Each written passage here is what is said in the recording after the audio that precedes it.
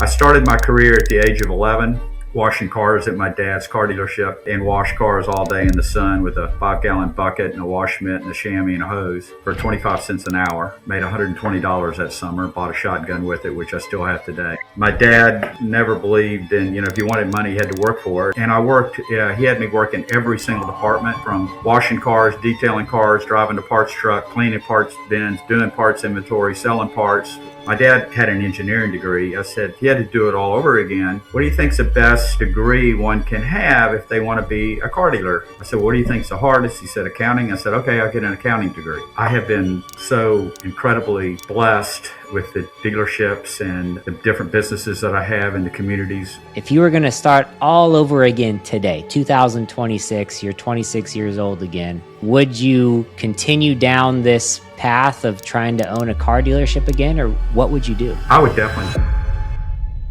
Alrighty, guys, welcome back to another episode of the podcast. Today's guest is Bob Giles, CEO and chairman of Giles Automotive. He's a respected automotive dealer group based in Lafayette, Louisiana. He represents Nissan, Subaru, Hyundai, Volvo, and a few more across multiple states. The cool thing about Bob is that he was actually honored with a very, very nice award. He was honored as the Time Dealer of the Year award in 2022, one of the most prestigious awards you can get in the automotive retailing space, recognizing both business excellency and community leadership. He's built a business over decades, led through tough market cycles, and made a huge community impact. Bob, welcome to the podcast. Thank you. Yeah, so that's a pretty prestigious award to get Time Dealer of the Award. I mean, Time Dealer of the Year. It's huge. It was, and it was a total shock. When I received the award, I actually commented about that. I went to my first NADA convention 50 years earlier with my dad, who was also in the automobile business, and can remember walking into the convention hall and seeing at the entrance the Time magazine recipients with their picture on the cover of Time magazine, and just kind of being in awe of all of the dealers that had been nominated, and kind of wondering what they'd done to receive such distinction, never imagining that 50 years later that I would not only be a nominee, but actually be the Time Dealer of the Year. So what does it take to become, Time Dealer of the Year? What is it? What do they grade you on? Most importantly, it's based upon how involved a dealer is in giving back to the communities where they do business. And we're very, very active in giving back. We've got a website, gilesgivesback.com. We're involved with a lot of nonprofits and have been doing that for 30 years. I've always felt like that I have been so incredibly blessed with the dealerships and the different businesses that I have in the communities, where we have dealerships, that I just feel like it's an obligation of every person to give something back. And I've always said, it doesn't matter how much money you have. We all have time, talent, or treasures. And a lot of times people think giving back is simply giving money, but it's way more than that. So I have made a big effort in our communities to try to encourage people to join me in giving back, because I know that a lot of people joining together doing a little can accomplish a whole lot more than one person doing a lot. I think a lot of dealerships, you guys do play a huge important role in every community, because our entire world, for the most part, revolves around a car.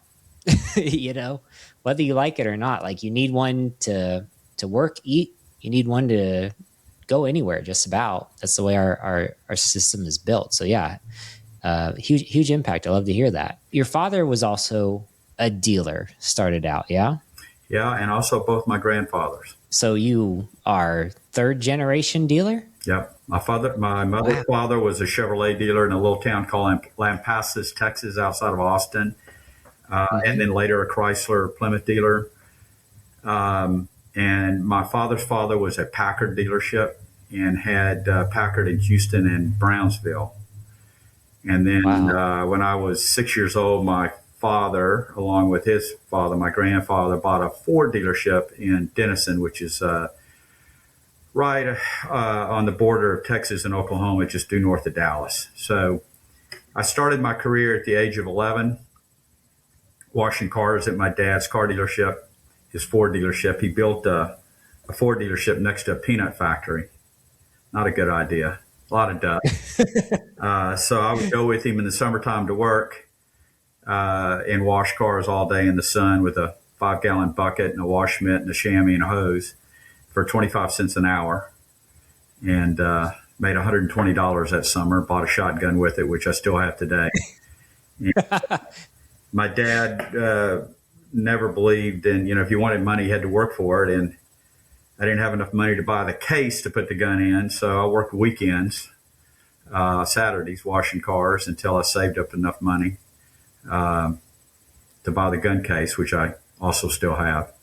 So Wow. wasn't a whole lot of $120 for a shotgun back then, but it's priceless to me today because it represents a lot of hard work, a lot of blood, sweat, and tears. And back then, cars had a lot of sharp edges on them. So my hands were always cut up. They were always raw from the soap. And I was always sunburned because I was out in the sun all day on the parking lot washing cars. That's something that's kind of cool. And that leads me into one thing. So being third generation, do you have kids in your dealerships now? I have two daughters. They're in their late 30s. I was telling somebody the other day, we're doing an acquisition in New Mexico of a Kia dealership. And I was telling the employees there that if one of my daughters walked into a car dealership, the salespeople would try to sell them a car because they wouldn't know who they were. And if you met my daughters and asked them how many car dealerships I have and what franchises I have, they couldn't tell you.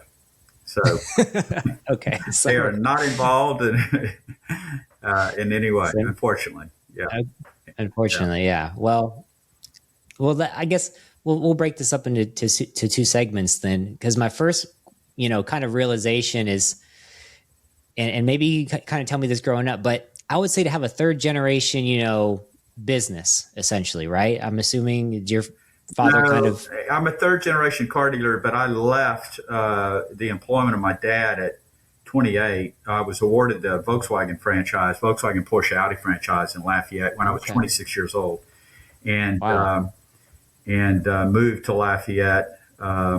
So basically, quit working for my dad, started working for myself at a very early age. So I didn't take over a third generation, but I am a third generation auto dealer. So what did they teach you being, third generation auto dealer? Number one, what did they teach you to basically be successful to where you are today? Is there anything that they taught you growing up, like being around just dealers your entire life? That's all that you know. So is there any foundations that they've taught you? Well, there's a term in the car business when someone grows up in it, and they refer to a lot of dealer sons as a PhD. Have you heard that term? No. Huh? Yeah, Papa had a dealer. Has a dealership. And Papa has a dealer. and a lot of those guys aren't very successful, but my dad was very different. He was very strict. And again, like I said earlier, if you want money, you had to work for it. So started at 11, and I worked every summer, every weekend when I wasn't in school, all the way through college. And I worked, he had me work in every single department. So from washing cars, detailing cars, driving the parts truck, cleaning parts bins, doing parts inventory, selling parts, service advisor, technician, answering the phone, working in the office, selling cars after I graduated from college. And one of the best advice that he ever gave me when I went to college, I asked him, my dad had an engineering degree. I said, if he had to do it all over again, what do you think's the best degree one can have if they want to be a car dealer? And he said, well, I'd get the best business degree I could get. I said, what do you think's the hardest? He said, accounting. I said, okay, I'll get an accounting degree.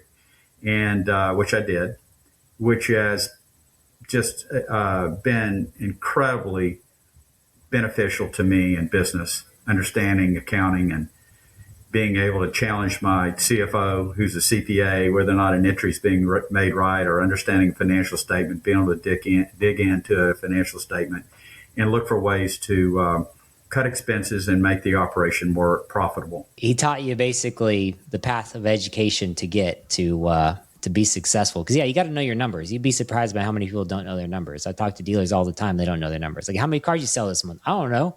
I was like, what do you mean you don't know? Well, or they read a financial statement by looking at how much cash is showing in the bank. But but not only that, but having the experience of working in pretty much every job in the dealership, I understand every job, and my employees know that I've done it. And I've never asked anybody to do anything I wouldn't do. So I've done it all, including, digging out the oil water separator. That's probably the dirtiest job in the dealership, but I've done it. Let's fast forward to today, right? If you were going to start all over again today, 2026, you're 26 years old again, and you've worked in a car dealership your whole life, would you continue down this path of trying to own a car dealership again, or what would you do? I would definitely do it all over again. Although I've often said, if I'd have known when I was 26 how much blood, sweat, and tears it was going to take to get to the point where I wasn't waking up every night worrying about the amount of leverage that I had, and how much work it was going to be. I often say, I wonder if I'd have done it, but I know I would have, because it's not always been easy.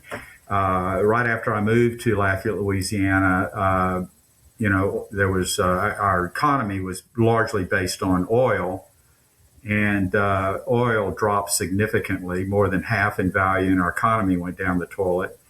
And I look at it now as a blessing, because it made me understand the importance of being very conservative on what I spend, what I pay myself, and conserving capital and reinvesting in the business, so that you can weather the times in our business when it's not necessarily all that good. So, I look back, and one thing that I've learned is that when things are bad, you're one day closer to things being great, because nothing ever stays bad forever. And the reverse is true. When things are great, every day that goes by, you're one day closer to it not being so great. So, so when things aren't good and I get through with another tough day, I know that, what, I don't know how many more days I got left, but I know I'm one day closer to being good again. And when things are great, I'm very thankful each day that, boy, times are great, business is good, but I know that, it's not going to stay like this forever. So I need to be prepared when it's a little tougher to do business. No, definitely. I mean, yeah, ups and downs are real. It might probably a better thing you did start off in a down, like you said, because you know what it takes. You know what the down feels like. So anything's better than that. Yeah. But it started off all great. Then one would think that it's always going to be great. So I learned very early on that our business can be very tough, particularly when and I had 3 product lines at the time that weren't that great. Volkswagen, Porsche was pretty good, but Audi had some issues with quality and the supposedly unintended acceleration problem that they went through back then. So it was a great education that I went through early on in my career in the car business. So do you think, your dad being in the car business, do you think it helped you get a Volkswagen franchise at the time? No question. If my dad hadn't been in the business, I probably wouldn't have been in the business. And so I look back and go, what was my 26-year-old thinking asking Volkswagen for a franchise at that time? You were invincible. You could do anything. Yeah.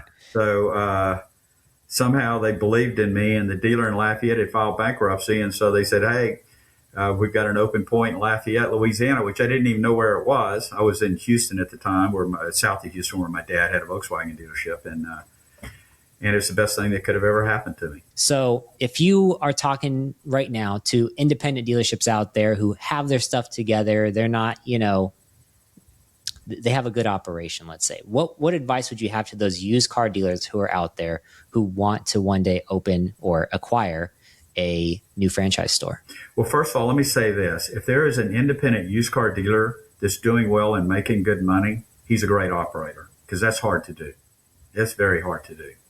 So I would say to that person that if you're successful in that, the chances of you getting an open point is probably going to be somewhat limited, probably very limited, because the manufacturers typically want to go and roll the dice with someone that's known. If it's a Honda franchise, they got a great Honda dealer or Toyota or Nissan or whatever. We know at the end of the day, those are the ones that typically end up with the open points. So for that independent used car operator to get into business, he's going to have to find a store for sale and buy the dealership. And that would be his path to becoming a new car dealer, and sometimes you gotta look at some franchises that, for example, Volkswagen. I have several Nissan stores. The multiple on one of those is much less than a Toyota store. But if you're a good operator, you can make a very good return on your money because you're not paying 7 or 8 times earnings. You can buy one for maybe 2 or 3 times earnings. So that would be my advice to that independent used car dealer. What are, some of these, smaller brands, or I don't know how you want, less desirable brands, we'll call them. What's a Volkswagen store going for nowadays, or like, some of these other smaller brands, like you had said? How much money do you need to buy one of these stores? Well, it depends. It depends on where the store is located, how profitable it is. But a lot of times, these multiples that you see produced, and I think currently a Volkswagen is 2.5 to 3 times earnings. But, we bought a Hyundai store 3 or 4 years ago in Alexandria, Louisiana. It didn't even look at the financials. I could look at the outside of the store, look at the operation, and know they weren't making any money. And so, if you got a store making $100,000 a year that should be making $2 million, most of the time they're smart enough to know I'm not a great operator, but I know the potential. And if the store has a $2 million potential and Hyundai stores are selling for 4 or 5 times, then maybe the goodwill is 8 million. And when you look at that in relation to what they're making, it's a huge multiple.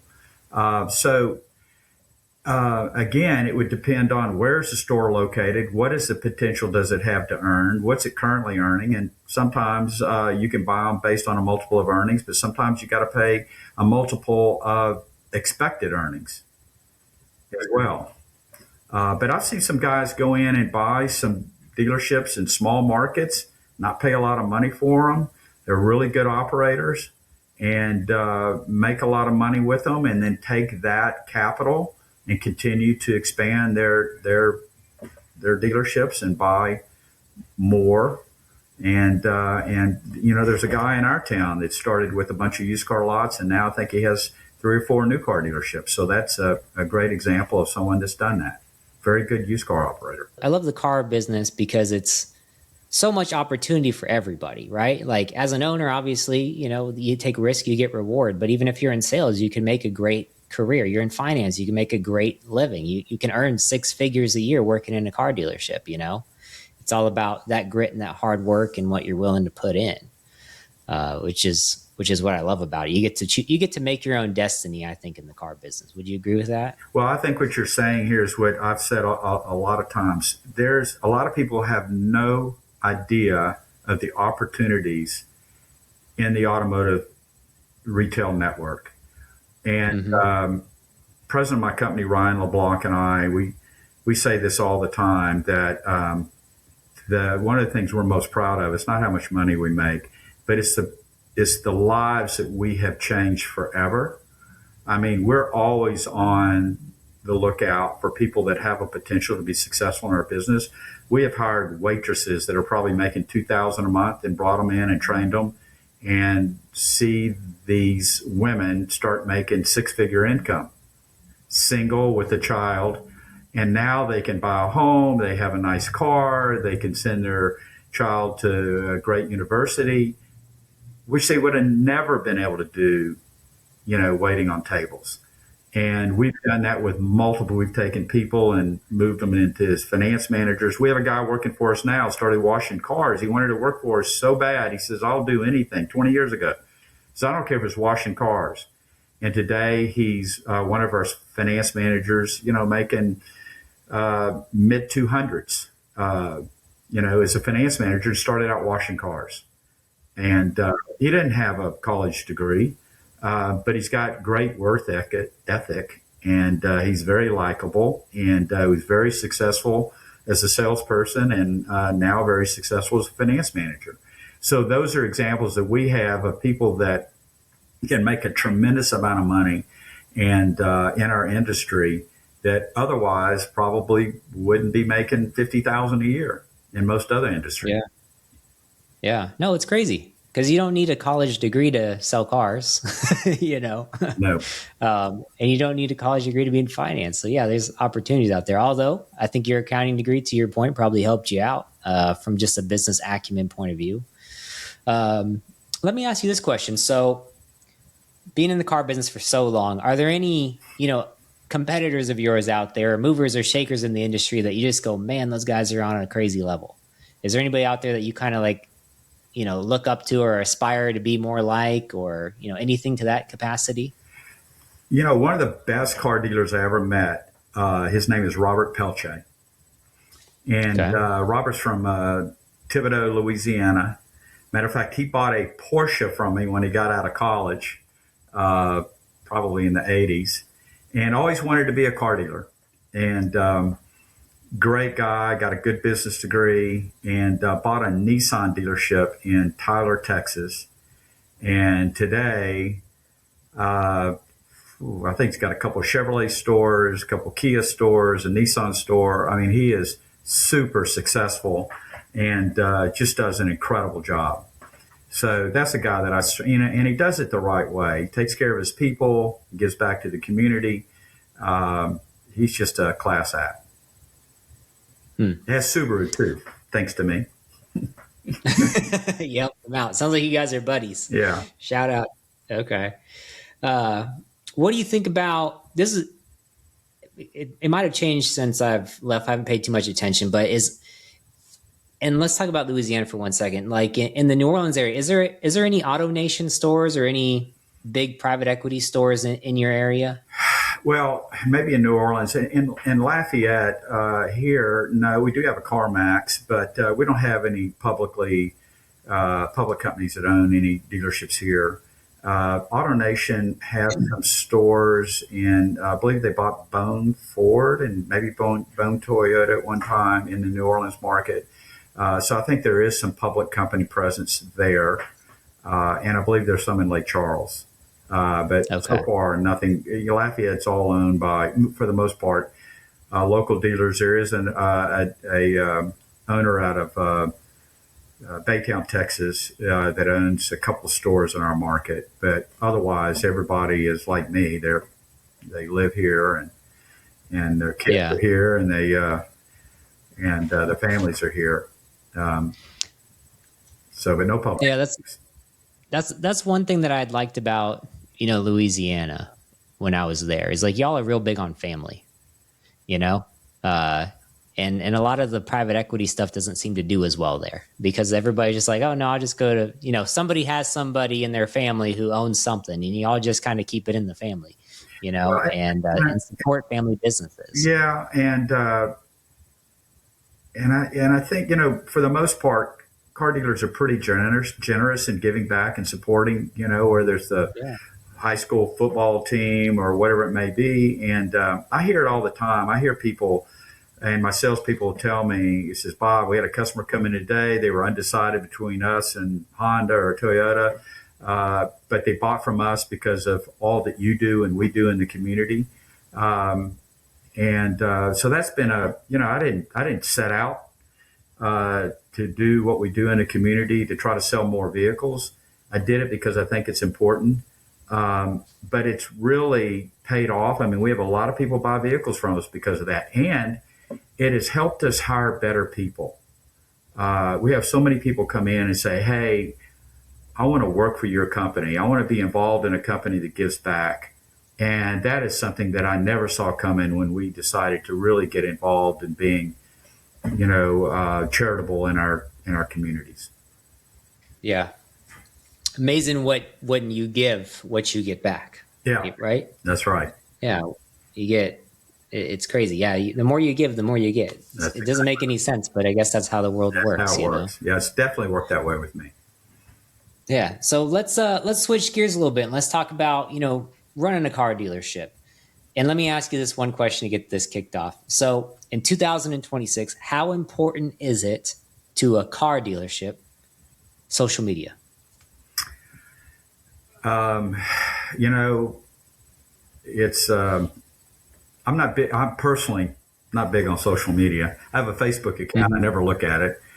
I do have an Instagram account. I don't have TikTok, but Yeah. I know enough to know that. And personally, I buy a lot of stuff off of social media when I'm scrolling through and I see something, and obviously it's targeting uh, merchandise or services uh, based on the things that I like, which is great. Mm-hmm. It's tailored to what I want.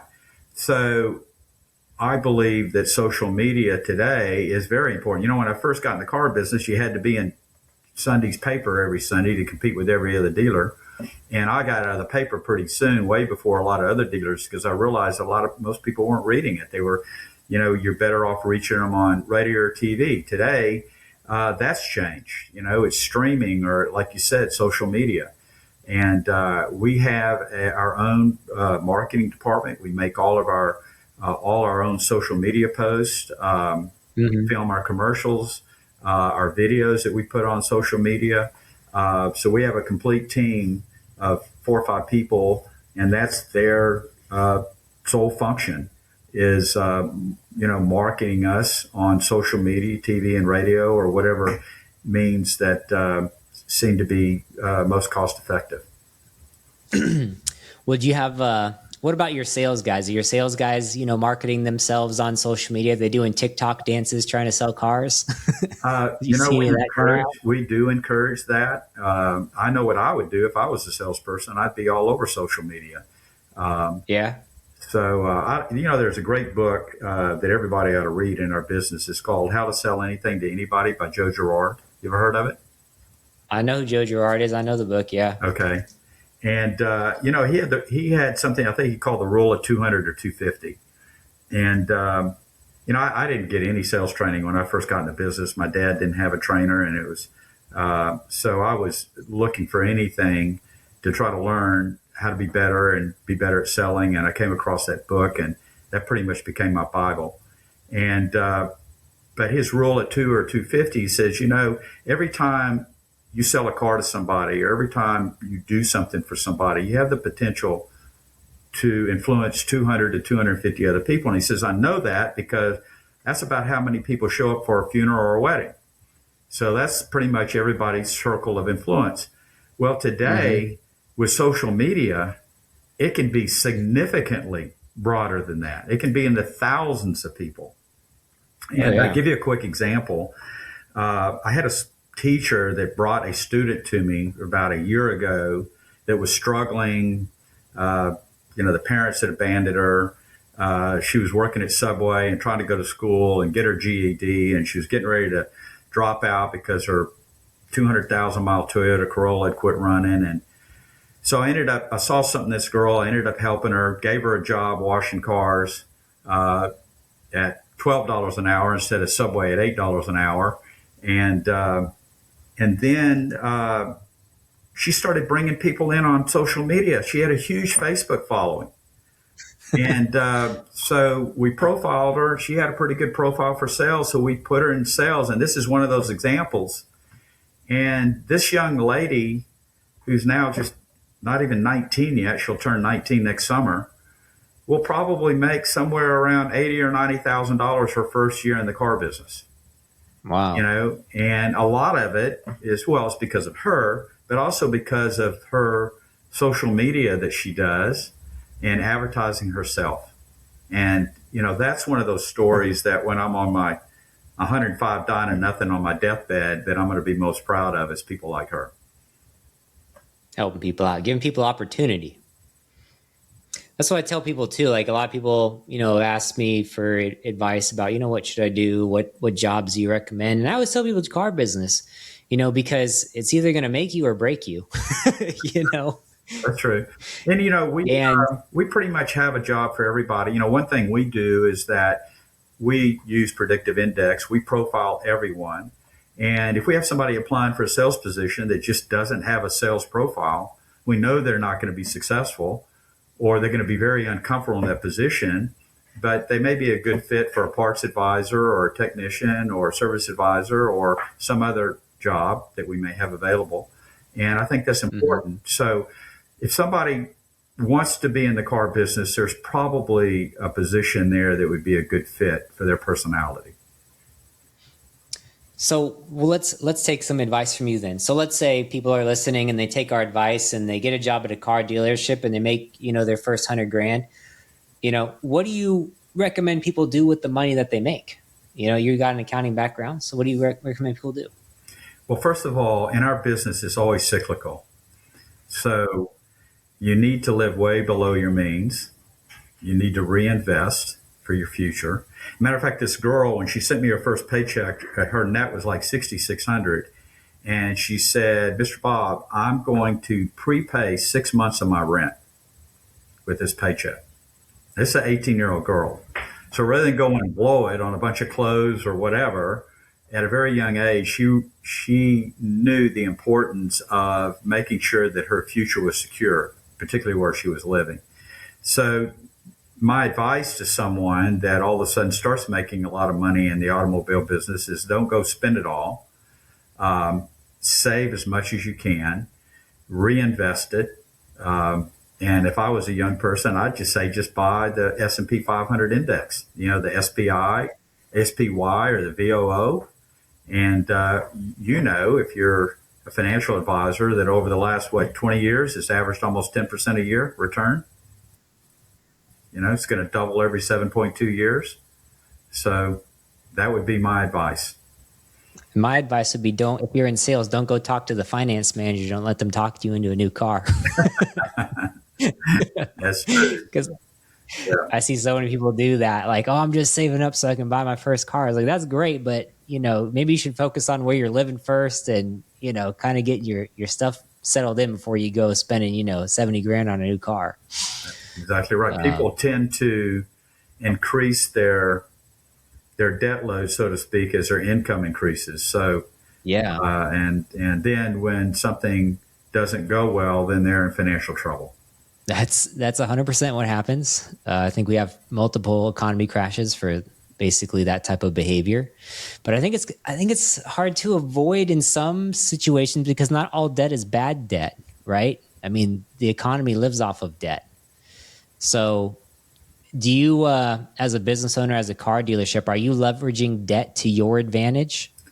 If it wasn't for debt, I wouldn't have had the success that I've had. I couldn't have accomplished what I've accomplished in the time period I did without the use of leverage, without a doubt. What are some advices you have about, number one, can you tell us what leverage looks like, what it is? And then number two, how do you use it? Well, I mean, obviously, I'll give you an example. I started this business actually opened on my 28th birthday.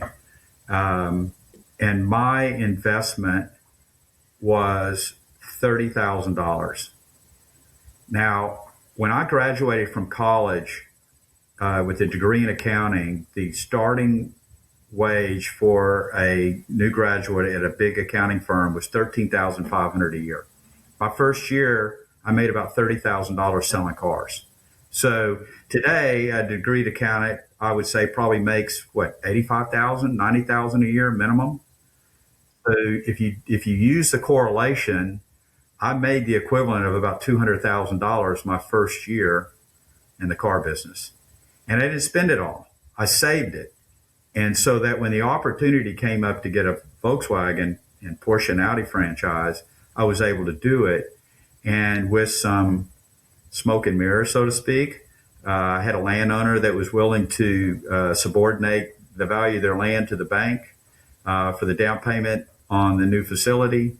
And then with the bank that has some pretty easy lending guidelines, and based on my history and successes and career in the car business, loaned me the money. I used a lot of leverage to start the business. And but as I said earlier, I learned very early on that you have to take you have to live conservatively, take the excess cash flow and reinvest it into the business.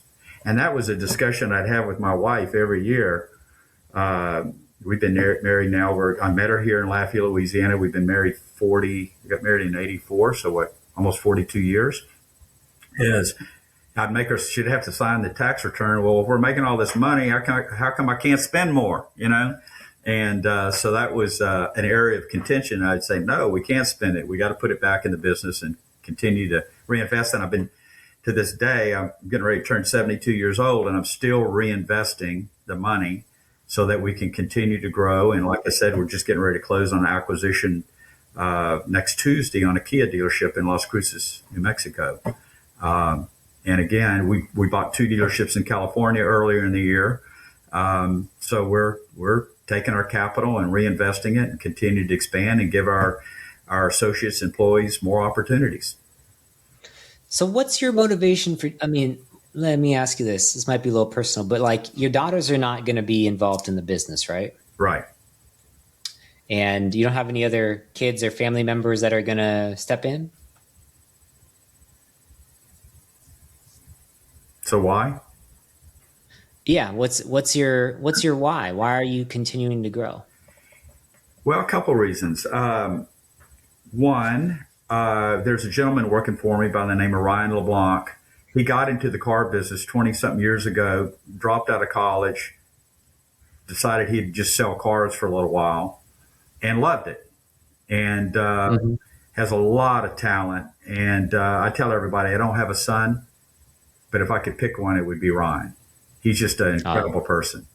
So I actually sold Ryan part of the business 8 or 9 years ago. I think it's important that, particularly when you have operations out of town and so forth, that the guys running it have an equity interest in it. I know that I looked at the business different when I became an owner versus working for someone. So I think that's important. And so I have Ryan involved. So I'm in a position today where I don't have to work if I don't want to. I have a boat that I like spending a lot of time on. So, I can leave 8 or 9, 10 days a month. And now anybody that owns a business knows that you're never off. So no matter where I am, my wife is always fussing at me because I'm on my phone, because I'm answering emails or looking at reports or whatever. But I tend to have the best of both worlds. I don't know what I would do if I so-called retired. I don't think that would work for me. So I'm in a position where it allows me to play when I want to play and work when I want to work. And, it's not about the money anymore. I just like the challenge, so, and Ryan is still young. He's, in his late 40s. He wants to continue to grow. And, eventually one day when I guess I cash out, I'll have an estate which we've done a lot of estate planning, that can benefit many generations, of descendants, so that they have a hand up, not a handout. And can have an opportunity to be more successful as a result of a little bit of financial assistance. Man, I love that so much, because number one, it's really cool that you brought, a guy like Ryan in, kind of like under your wing, so to speak. I don't know what your relationship is, but that's how I see it. And you're giving that guy a leg up to basically create a legacy of his own, and you have your own legacy to basically carry on. And that's what I tell people. I was like, these people who, I've had friends, at different stages of their life, but people who just don't quite have it together. And I'm like, it only takes one generation to change generations to come for your family. It only takes one. Like this lifetime right now, if you don't come from a wealthy family, all you got to do is you got to be that one person in your family, and you can change the destination of your future family for generations, just like you said. So I think that's so cool that's how you're thinking, because I think the same way. Yeah. One of the things that I did, which I got advice from a really great estate attorney, because I was trying to rule from the grave. And he said, Bob, why do you want to do that? He said, let me tell you what I would do. And I thought it was great advice. So the way mine's set up is that if one of my descendants goes to college, and when they graduate, it's a 4-year college. It takes them 10. They still only get 4 years, but they get in today's dollars $100,000 for every year they attended college. All right, plus the expense to go to college, because I didn't want them to choose, because the alternative is I match their pay, whatever they make, I match. Okay, up to $1 million. Okay. So if somebody wants to go work at McDonald's and make $10 an hour, then I'll match the $10 an hour. If they want to be a doctor and make $1 million a year, we'll match the $1 million a year. So it doesn't create a trust fund person, because if they do nothing, they get nothing. Yeah. Okay. You reward hard work. That's cool. I like that. Yeah. That's a good way to do it. I think it's at 35. They get, in today's money, $1 million. At 40, they get $1.5 million, but they still have to have the $1 million. If they blow the $1 million, they don't get any more. And, discipline. And they get one more payment at the age of 45 if they have the previous payments still in equity invested or stocks and bonds. So they can't go blow it. They got to keep it. They got to reinvest it. And so it's designed to help future generations do better, give them an advantage, but not create someone that says, hey, I don't need to go to school. I don't need to work, because when I become 18 years old, I'm going to get all this money. Yeah. I like that. Yeah, because that's one of the things, like, if you grew up with money, it doesn't sound like you really came. I don't know what your childhood was. We didn't talk about that, but you definitely sounds like you developed a hard work ethic, and trying to teach that to generations to come. I think that's a great way to do it. That's so cool. I love that. It's freaking awesome, man. Yeah, I thought it was great advice, and I listened to it. Yeah. No, it sounds like solid advice. So, what about, thinking about, generations to come in the future? In my mind, there's a lot of uncertainties about how things are going to work, with AI coming up. And then you've got manufacturers like Tesla, and maybe some pressure from some of the other manufacturers out there wanting to go more direct to consumer. What do you think the future is for the family-owned car dealership? I think it's kind of iffy. I'm kind of glad I started, in 1982 and not 2026.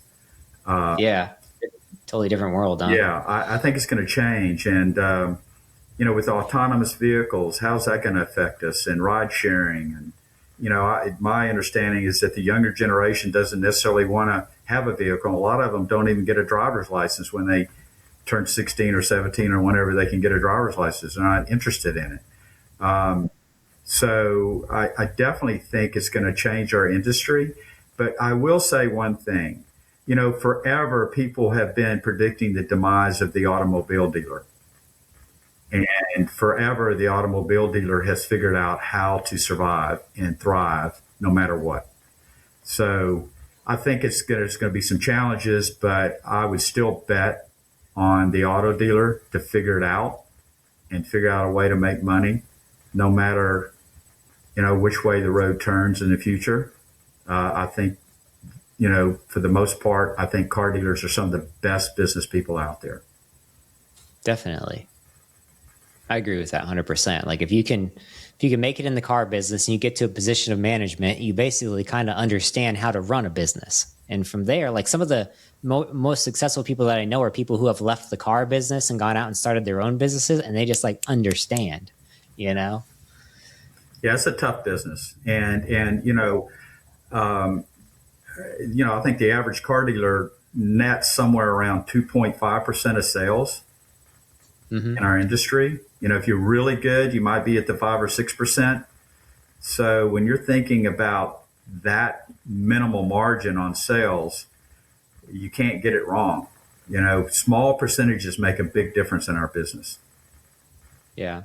What do you think's, when you've acquired dealerships in the past, what do you think are some of the things that you've seen, or let me rephrase this. What's top 2 or 3 things that you've seen when acquiring other dealerships that they're just doing plain wrong? Well, that happened recently. Really bad accounting. And when you don't have good accounting, it's very difficult to manage the business from your financial statement. I'll show you something real quick. This is our reports right here. Wow. This is for That's just for December? yeah, that's 1 month. Okay, these are management information reports. I actually hold a world record for CDK for the most reports of any dealer. Do you? Yeah. That's my accounting background. But I've got, I don't know, about 300 reports. And so having good financial data allows us to really drill down, looking at expenses, gross profit percentages, and so forth, dollars per repair order, gross profit for labor type or parts type, and look for trends over time where maybe some of our gross profit is eroding, and to catch that, or expenses are increasing, and drill down as to why. And what I've seen in dealerships that I've acquired, their accounting is not good, and that you cannot use the financials to manage the business. So, in your opinion, what are like the 3 or 4 metrics that you're looking for in every dealership, or is there like a number, a key number of metrics? Yeah, there's several I'll look at it. And give you an example, one of the recent acquisitions we made, they were paying their front end people, sales managers, finance managers, and salespeople, 66% of the front end gross profit. Now, my goal is to net 30%. So you take 66% and 30%, that leaves you 4% to pay everything else with. It's impossible. You can't make a profit when you're paying out 66. My metric is you should be at 33% for sales comp, finance comp, and sales manager comp. I don't think your rent should be more than 11% of total gross profit. Your advisor expenses, percentage of gross, shouldn't be over 11%. Advertising should be about 10 to 10.5% of front end gross profit. Those are the kind of metrics that we look at. We want to be at 2.5 hours per repair order on customer pay. I can go on and on. You can go on and on. Yeah. I feel like that would be a whole great sidebar conversation. I'd love to hear all that stuff. It'd be fascinating because I talk to so many operators out there who don't have an accounting background and just maybe they have a PhD. Yeah, that's true. Our goal, and we ended up this year, I just got the numbers, at 35% net to gross. And that's during COVID, we did better than that. But for, 2025, I think most dealers would agree, if you're netting 35% net to gross, you're doing a pretty good job. So let me ask you this question. Which department in the dealership is the most profitable for you? Well, it depends on the year. But I would say, our fixed department, if I had to pick one department that I feel like is most important, is the back end of the business. And I learned that lesson in acquiring a dealership one time that did not have a strong fix, and it was very difficult to make any real money in that dealership until we built the fixed up. And that was an early mistake that I made in an acquisition that if I could go back, I would not have made. But when you have a very strong service department, then parts is going to come along with it. And it's called fix for a reason. Fix, it doesn't change a lot from month to month to month, whereas the variable or the front end, sales can go up or down significantly, and it's not as predictable. But if you do a really great job of building up your service department, customer retention, hours per repair order, your gross profit percentages, and your expenses are in line, and you can get to the point where you understand the term of absorption. Yeah, that's a percentage of your expenses that are covered, other than the selling expenses in the front end, by parts and service. If you can get to an 80 or 90 or 100% absorption level, then you're not dependent upon how many vehicles you have to sell, and it takes a lot of risk out of the business. Interesting. So service department, huge. It is vital. Huge. And it's also huge because I'm sure you've heard the saying that sales sells the first car, service sells all the rest. So it's also important for retention. It's also a great source for additional sales. So if you're data mining your customers coming into the service department, you know who's in equity or near equity.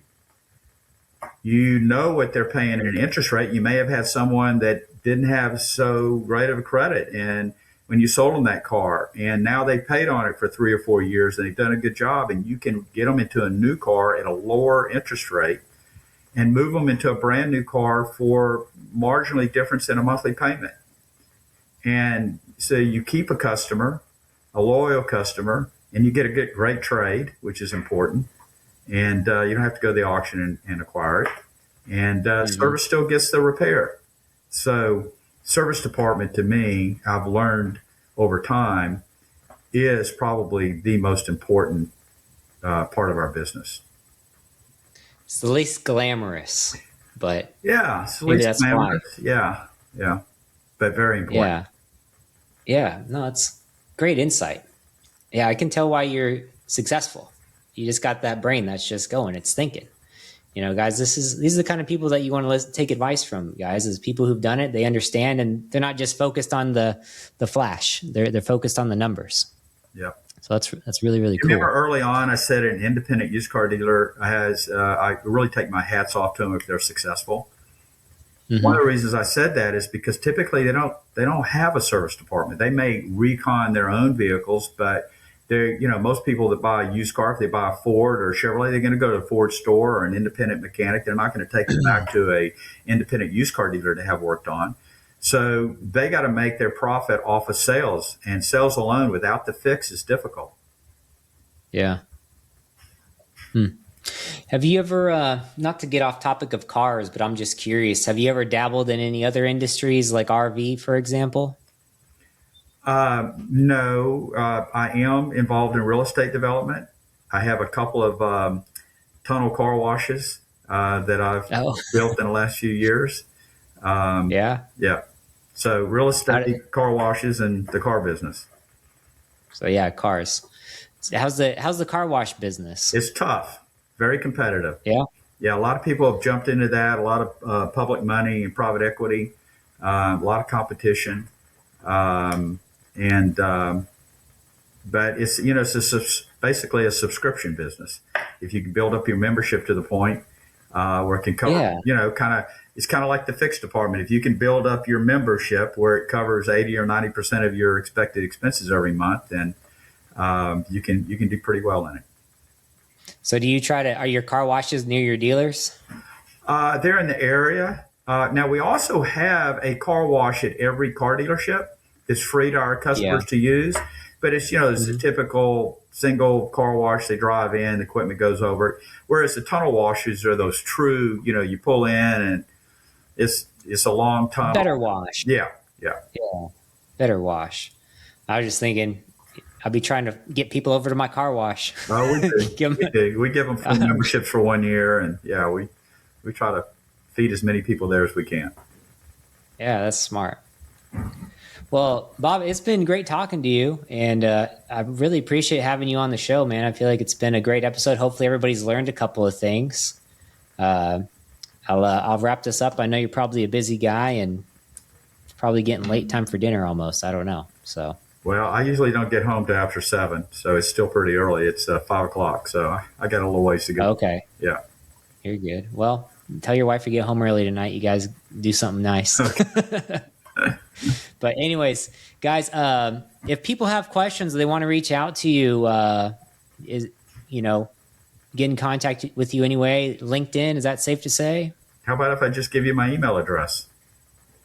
Sure. Yeah. Whatever you want. Bob Giles, BOBGILES at gilescars.com. There you go, guys. Yeah. He's a great listener, great speaker. Guys, if you're in the car business, you have questions, I would venture to guess he'd probably answer them for you. So operators and owners out there, don't sleep on Bob. He's got lots of good information. Bob, thank you so much for being on the show. Guys, hopefully you enjoyed this episode. If you did, share it with someone that you know. If you didn't, share it with someone that you don't like. Maybe we can talk their ears off. Anyways, guys, thank you again. See you on the next one.